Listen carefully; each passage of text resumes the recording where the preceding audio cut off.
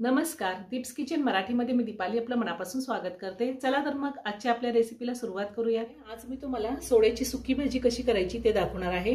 तर त्यासाठी आपल्याला काय साहित्य लागतं ते आपण पाहूयात। सोड्याची सुकी भाजी करण्यासाठी मी इथे 1 वाटी सोडे घेतले आणि सोडे स्वच्छ धुवून गरम पाण्यामध्ये 10 ते 15 मिनिटं मी भिजत ठेवले होते। 2 मीडियम साइजचे कांदे मी बारीक कट करून घेतलेले आहेत। 1 मोठा टोमॅटो कट करून घेतलेला आहे। 15 ते 16 लसणाच्या पाकळ्या घेतल्यात। अर्धा इंच आलं, 3 हिरव्या मिरच्या घेतल्या आहेत। मिरचीचं प्रमाण तुम्ही तुमच्या आवडीनुसार कमी किंवा जास्त घेऊ शकता। पाव चमचा हळद, अर्धा चमचा चिकन मसाला पावडर घेतली, त्याऐवजी तुम्ही गरम मसाला पावडर सुद्धा अर्धा चमचा वापरू शकता किंवा नाही वापरले तरीही चालेल। थोडी कोथिंबीर घेतली बारीक चिरून, चवीनुसार मीठ लागणार आहे आणि भाजी करण्यासाठी आपल्याला तेल लागणार आहे। सगळ्यात आधी आपण लसूण, आलं आणि हिरवी मिरची मिक्सरला बारीक करून घेऊया। मी मिक्सरचं भांडं घेतले, त्यामध्ये लसूण, आलं आणि हिरवी मिरची बारीक करून घेते। पाणी घालायचं नाही, असंच बारीक करून घ्यायचंय। हिरवी मिरची, लसूण, आलं मी बारीक करून घेतलंय। आता आपण भाजी करूया। गॅसवर मी कढई ठेवली, त्यामध्ये मोठा चमचा तेल घातले। तेल गरम झालंय, त्यामध्ये मी कांदा घालते। कांदा मी 2 मिनिटं परतून घेणार आहे।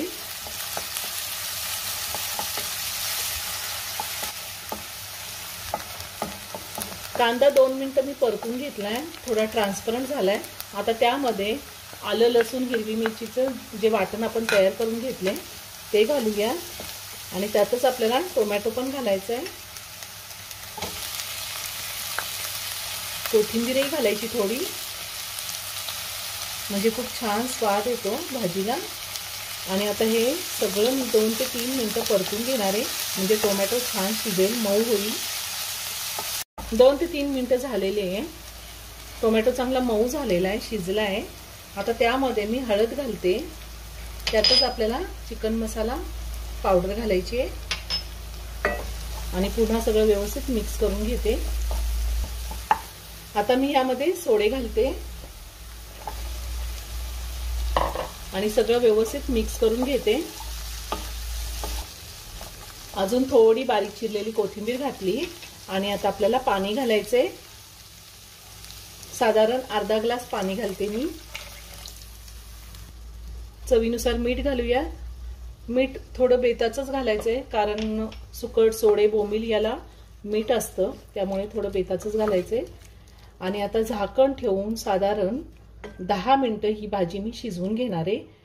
गॅसची फ्लेम मी लो टू मीडियमवर ठेवणार आहे। 10 मिनिटं झालेली आहे। या 10 मिनिटांमध्ये मी 2 ते 3 वेळा व्यवस्थित मिक्स करून घेतलं होतं। आपली सोड्याची सुकी भाजी तयार करून झालेली आहे, खूप छान झाली। वरतून मी थोडी कोथिंबीर घालते। गॅसची फ्लेम लो टू मीडियमवर ठेवून मी भाजी शिजवून घेतलेली आहे। आता ही भाजी मी एका प्लेटमध्ये काढून घेते।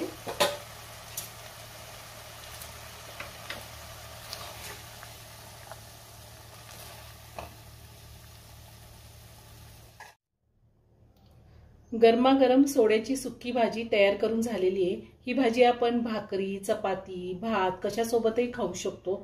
खूप छान होते, एकदा नक्की करून पहा। आणि व्हिडिओ जर आवडला असेल तर व्हिडिओला लाईक आणि शेअर करायला विसरू नका। रेसिपी आवडली असेल तर कमेंट करून नक्की कळवा। पुन्हा भेटूया अशाच एका छानशा साध्या आणि सोप्या रेसिपी बरोबर। धन्यवाद।